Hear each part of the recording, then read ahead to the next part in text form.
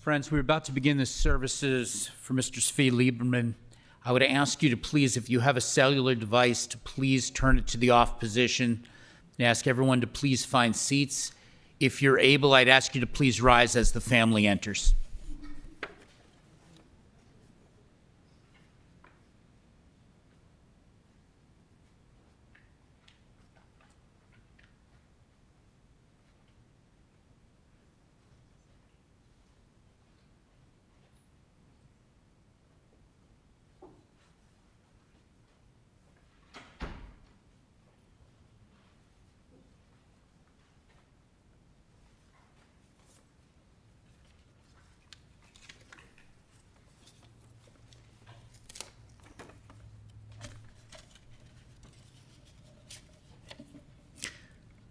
Officiating our service today will be Rabbi Ari Hart from Skokie Valley Agudat Jacob Synagogue.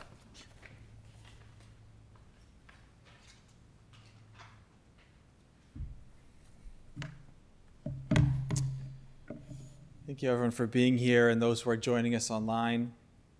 We're gathered today to remember and honor the life of Zvie Liberman, Tzvi ben Aryeh, beloved husband of Barbara, father of Akiva and Michal and Alana Chaya, brother to Etta, Benjamin, and Sarah.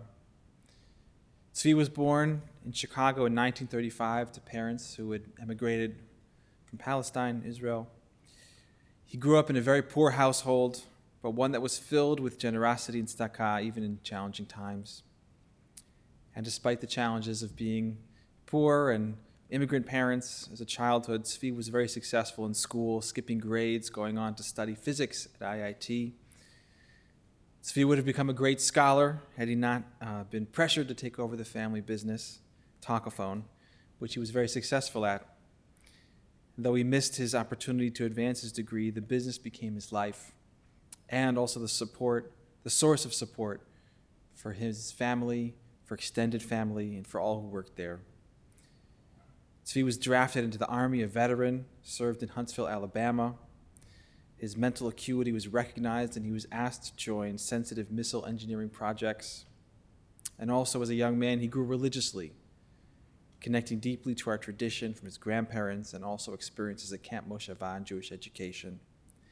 With all these pieces together, immigrant parents, education, ambition, family, he built a life of family, a life of children, business, of friends, and community. And so we gather here today to remember and to honor that life. We'll recite Tehillim, a Kapitel Tehillim, Tzadik Aleph 91, that reflects so many of his values, hard work, and also sitting with God, something that was so important to him. Yoshev B'Seter Elyon. Yoshev B'Seter Elyon B'Tzel Shaddai Lonan. Armala Adonai Machsi Mitzvudati Elohai Avtach Bo. Ki hu yitzilcha mipach yakush midever hauvot. Be'evrato yisech lach v'tachak nafav tichzeh. Tzinav zochera amito. Lo tira mipachad laila mechete uf yomam midever be'ofel yaloch miketev yeshut zaraim. Yipol mitzicha elef urvavami minecha elecha lo yigash. Rak be'necha tabit v'shulamit v'shaim tirek. Ki ata Adonai Machsi Elyon samtet mavunecha. Lo teuneh lecha ra'a v'nega lo yikrav be'olecha. Ki malacha v'yitzav elach lishmorcha b'chol drachecha.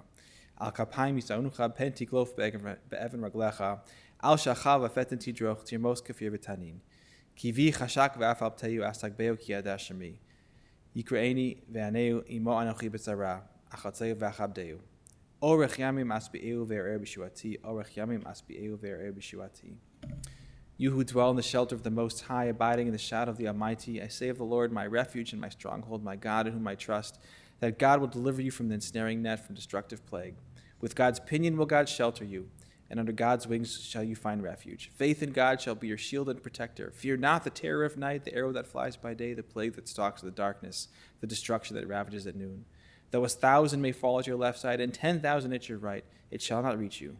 Look but clearly, and you shall see the retribution against the wicked, because you said, You, Lord, are my trust. You set the Most High as your dwelling. No harm shall befall you, nor disease shall come near your tent. For God will give you God's angels charge concerning you to guard you in all your ways. They shall carry you on their hands, lest you injure their foot against a stone. You shall tread on the lion and viper. You shall trample the young lion and serpent. Because he yearned for me, I will deliver him. I will be his refuge, for having known my name. He will call upon me, and I will answer. I will be with him in distress. I will rescue him and give him honor. With length of days will I satisfy him and reveal to him my salvation. With length of days will I satisfy him and reveal to him my salvation. We'll continue now with some words of memory from Michal and then Akiva.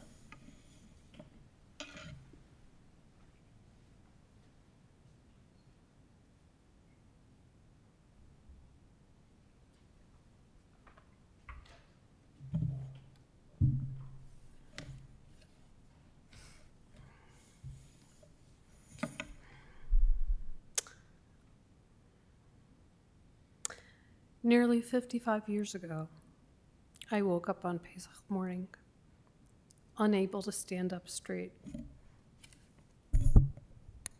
Can you hear me now?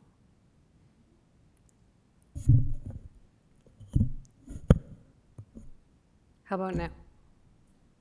Yes? Okay. Nearly 55 years ago, I woke up on Pesach morning, unable to stand up straight due to excruciating pain.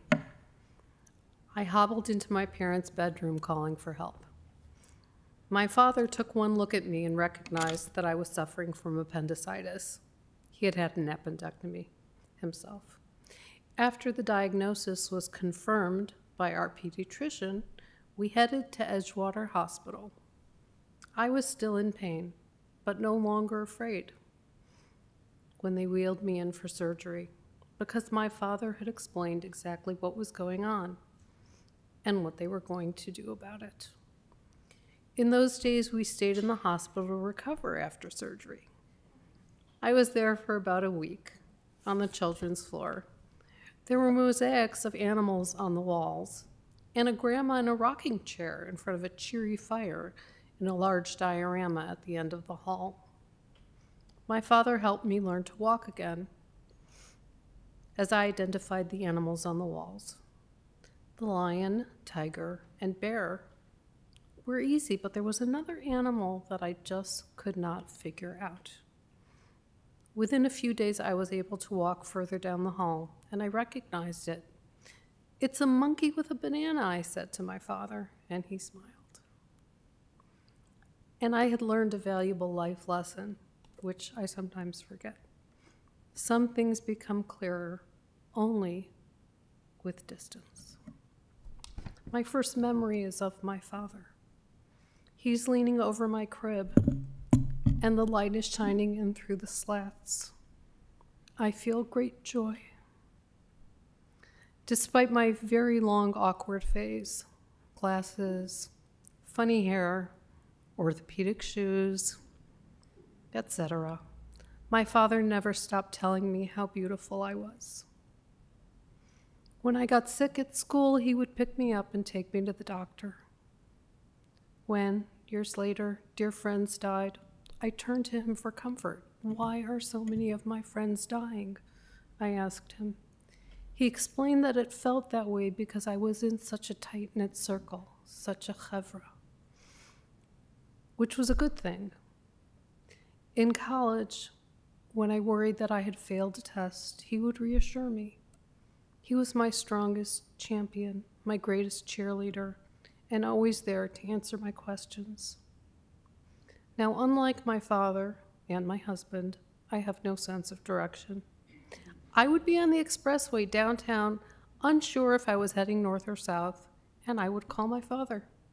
As I listed the upcoming exits, more often than not, he would tell me that I was headed in the wrong direction, and I would take the next exit to turn around and find my way home. My father was one of the smartest people I knew, and he came from an equally smart family. His grandfather, his Zadie, was a Zionist, and he and his brother moved to Palestine. They were bakers. Zadie baked cakes and pastries, and his brother baked breads. When World War I broke out, Jerusalem was under control of the Ottomans, while the British were headquartered in Alexandria, Egypt. It was unclear who would win the war, so they decided that Zadie would go to Alexandria while his brother stayed in Jerusalem.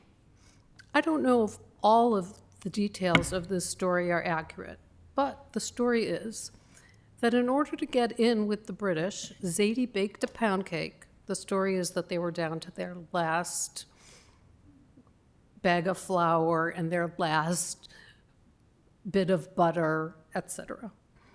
But he draped a snow-white towel over his arm, walked directly into the base, and said that he had come to deliver the commander's cake order. He spoke with authority and was led into the right office. "Here's the pound cake you ordered," he announced, and proceeded to slice and serve it. The base commander was astonished. "Where did you get this cake?" he asked. "From my bakery," replied Zadie, "and I can bake whatever you like, including any kind of bread."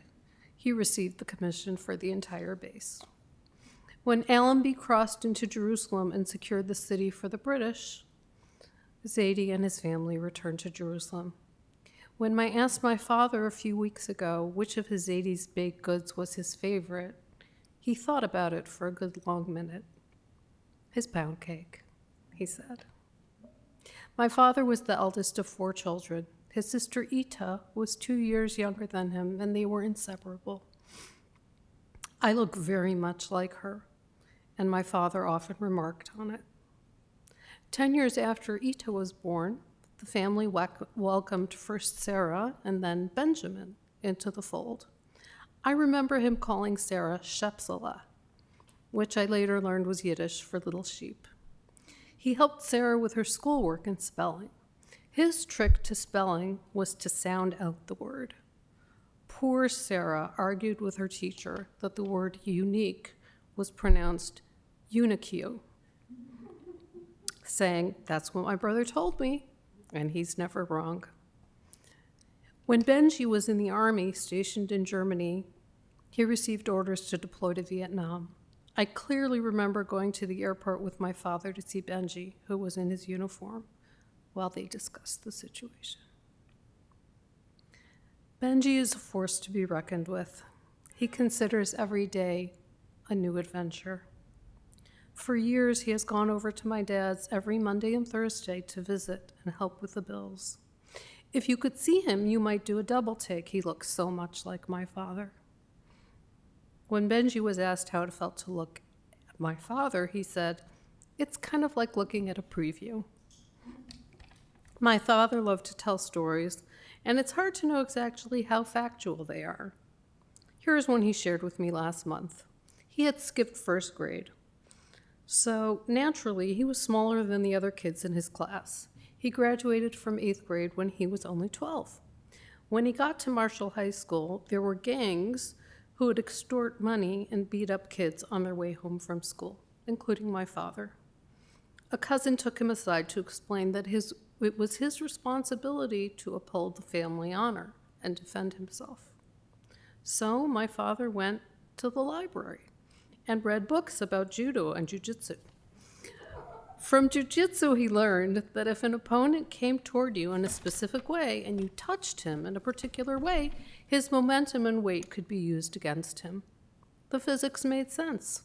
The next day, armed with book knowledge, he did not run away from the gang leader. "I'm ready for you," he said. The leader didn't want to get his own hands dirty. He sent in his largest henchman.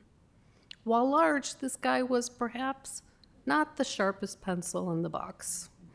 My dad ran between his legs and egged him on until he was approached in the manner as described in the book. One quick hand to the torso and voila, he flipped the guy. The others took one look and ran away. He was never bothered again.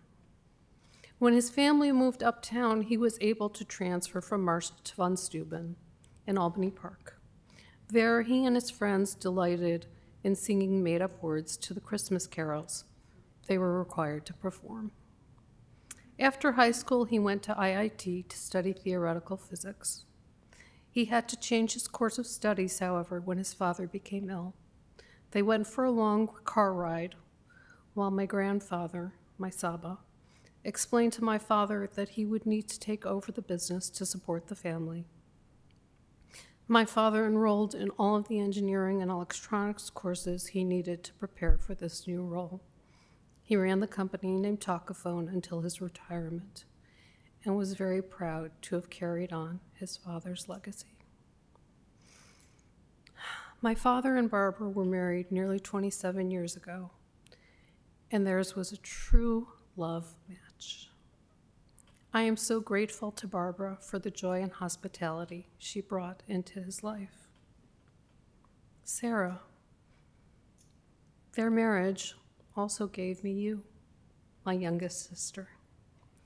And your Zvie loved you so much and was so proud of you and all of your accomplishments.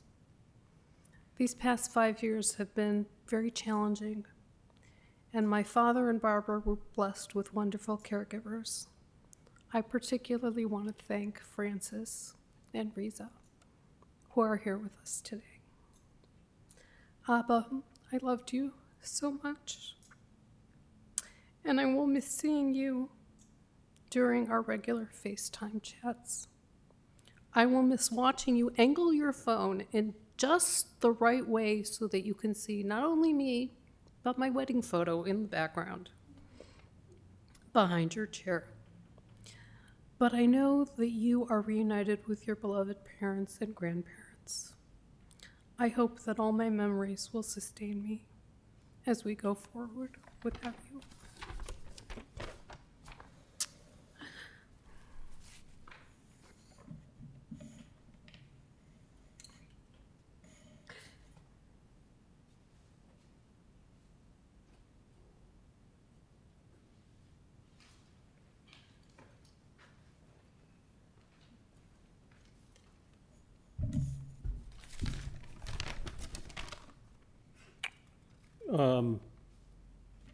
Well, let me just start by thanking Francis, who probably saved Zvie and Barbara's life about 5 years ago, and so we are very grateful for that.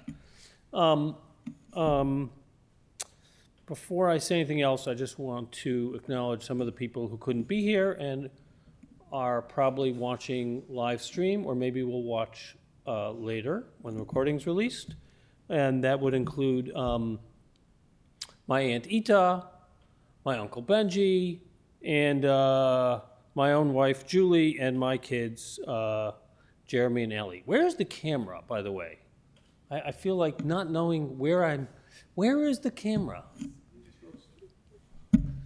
It's mysterious. It's like the world we live in now. There are no satellites above us, but there might as well be.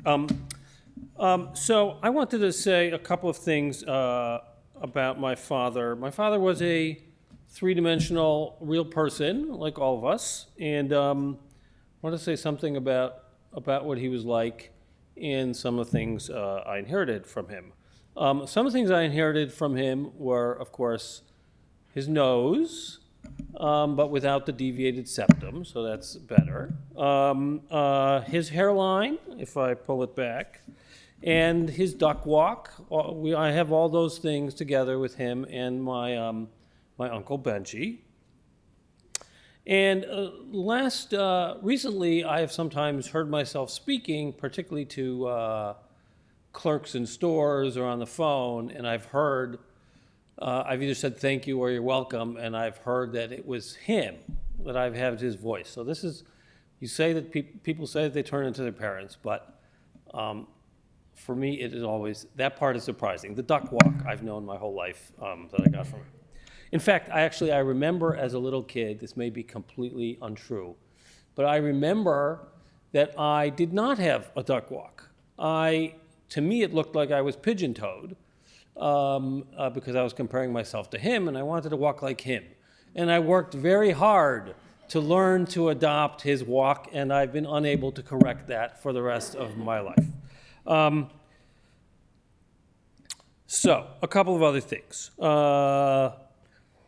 So he was extremely sociable person, and he loved to tell stories, and he was a ham.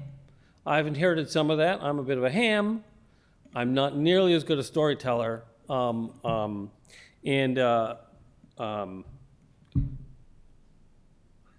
stories I do remember maybe are a little more reliable, but He told great stories. One of the quirks about his sociability that used to drive me crazy, but I've come to appreciate it more, is he loved to give people regards from other people, whether or not they had sent them. And he did this all the time, and it used to drive me crazy. But it's the social grease he was spreading around. He was also a very independent thinker. He was not somebody who followed the herd. And that had some, that was probably great for being an inventor and figuring things out. It also led to some, as with all businessmen, failures. Things you decide to do differently than other people that don't maybe work out quite as well as you intended, such as the high school that we went to, that he had a big hand in starting and lasted for 3 years. Whether or not that was good or bad for the individuals who went there, maybe it was, maybe it wasn't, but it was certainly not what he expected. He also, as Michal said, he was very proud of telling us that he believed, he had unbelievable self-confidence. He believed he could do absolutely anything. Nowadays, psychologists call that self-efficacy. And there's a certain self-fulfilling aspect to it because you try things that you might not otherwise do. He loved to tell the story, and those of you around can confirm or deny it, but that Camp Mosheva needed a lifeguard, and he did not know how to swim, but they needed a lifeguard, and so he got the American Red Cross books, which he had in the house, and he showed me many times, and he read them over and taught himself to swim and all the life-saving stuff he needed to know before he went to the pool. And then he just went to the pool and tried it out and took the test and passed it and became the lifeguard. I don't know if it's true, but that's what he was like. And those are the kind of stories he liked to tell. He also... one of the things I'll get to that later. He also, along with this, he had patents. He did all this stuff with Talkaphone.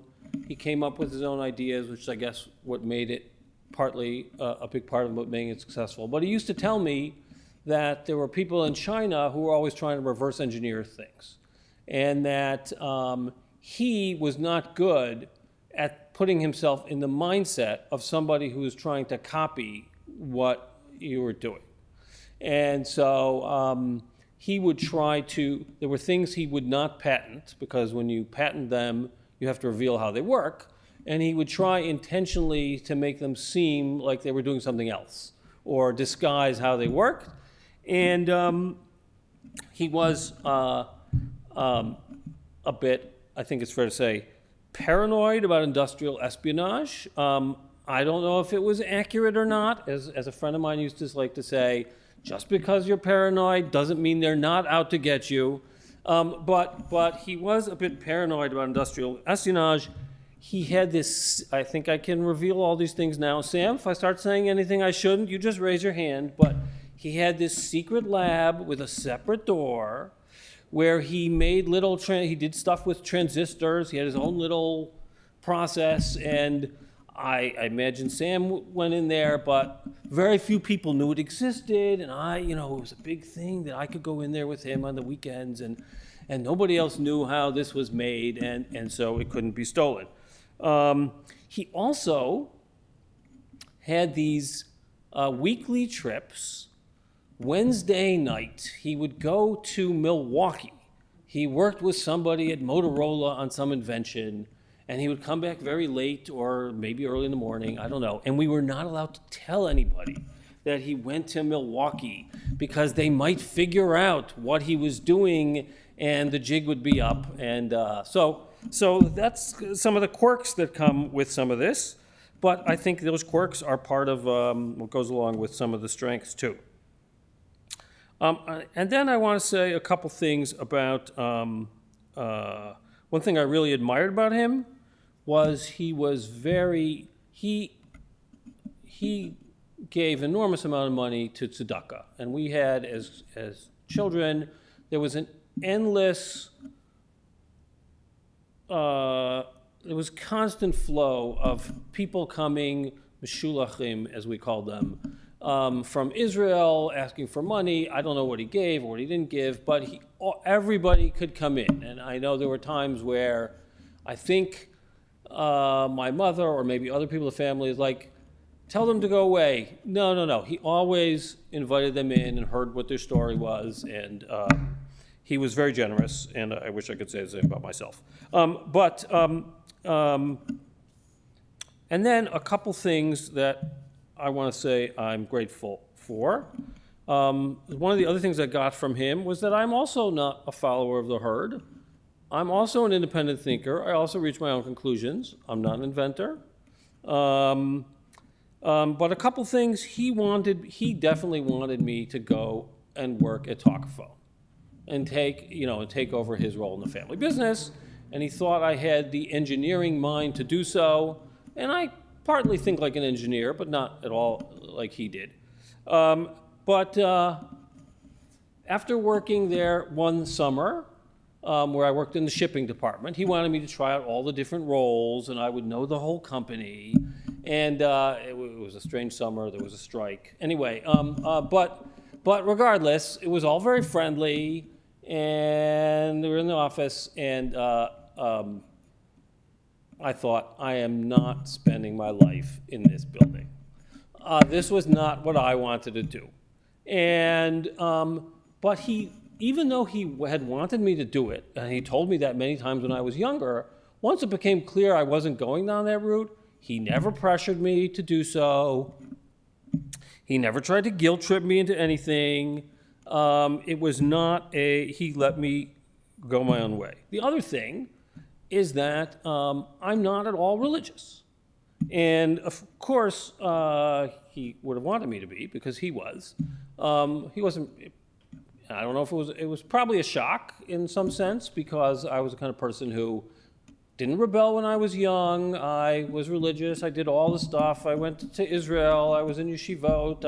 Everything. And then at some point, it became clear to me, no, I can't be. And why am I mentioning this here at a religious funeral? Because he never let that interfere with our relationship.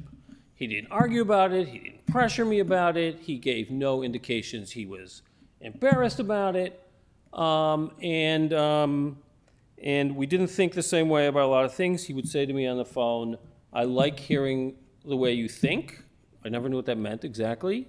Because of course it seemed to me that the things I was saying were obvious to everybody, but they weren't obvious to him, and he didn't agree with them. But he would say, I like to hear what you think, and he never pressured me to be different than that. And in that regard, I think to use religious terminology, he kind of intuitively had a sense of that you have to pay attention to the mitzvot ben adam l'chaveiro as well as ben adam l'makol. And he knew it was going to change my mind anyway. Maybe I'm more stubborn than he was. I don't know. I'll leave that to the rest of you. But anyway, so I am grateful for those things, and I've inherited so many things from him as becomes clear, traits as becomes clearer and clearer as I get older. The other thing I want to say is that he seemed to have died peacefully, quickly and peacefully, and for that I'm grateful.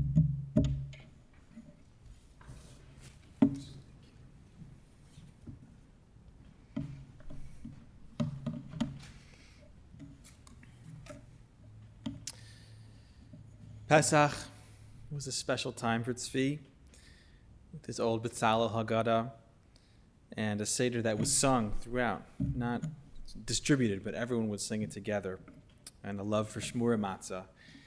And reflecting on Pesach and Zvie's story, there are many similarities. Both stories begin in deprivation and hardship and end in success.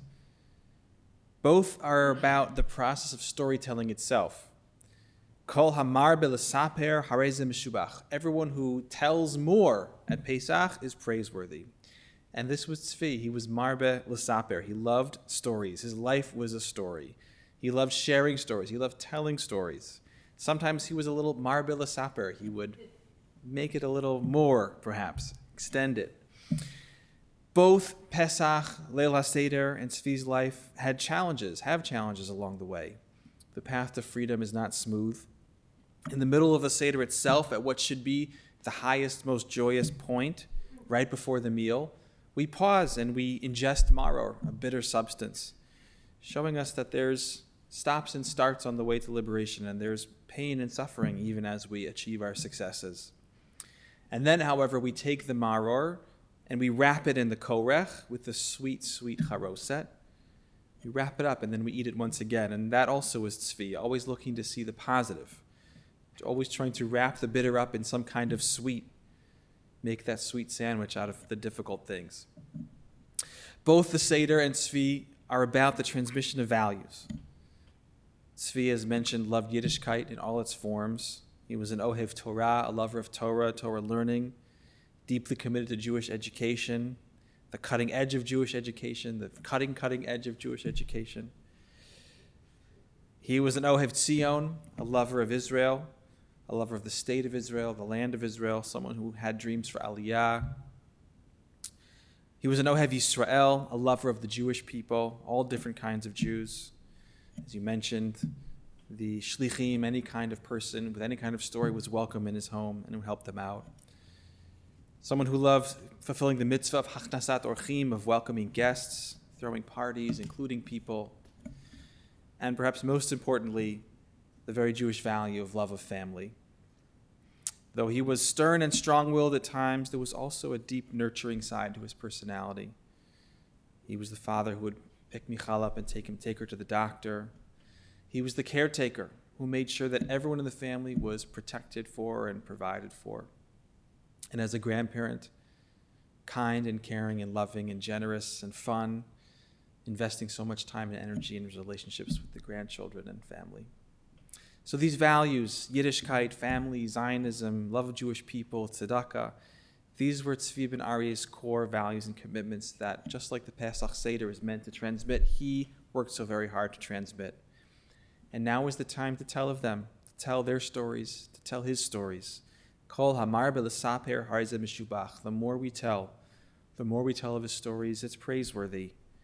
His stories, telling his stories, helps us grow, helps us become meshubach, more praiseworthy, helps us learn about ourselves, where we came from, and learn about those values which we want to inculcate in ourselves and transmit to those around us.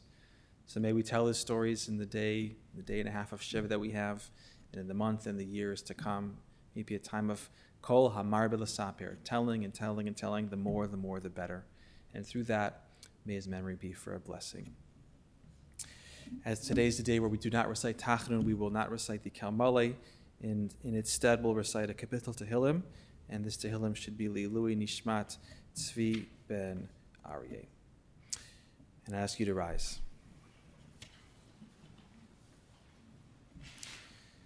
Shir l'malo tesayin al yarim me'ayin yavo Zvie me'ima Adonai Yoseh shamayim va'aretz al yitein lamot raglecha al yanum shomrecha hinei lo yanum v'lo yishan shomer Yisrael Adonai shomrecha Adonai tzilcha al yad yiminecha yomam hashemesh lo yakeka v'yareach balayla Adonai yishmorcha mikol ra yishmor et nafshecha Adonai shmor teicha v'oecha mi'ata v'yad olam. A song to the heavens. I lift my eyes to the mountains. From where will my help come? My help comes from the Lord, maker of heaven and earth. God will not let your foot falter. Your guardian will not slumber or sleep. Behold, the guardian of Israel neither slumbers nor sleeps. The Lord is your guardian. The Lord is your protection by your right side.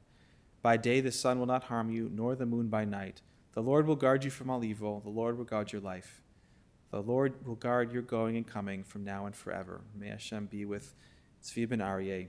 May he protect his Seitcha v'oecha, his comings and his goings, me'ata v'yad olam, for now and forevermore. Amen.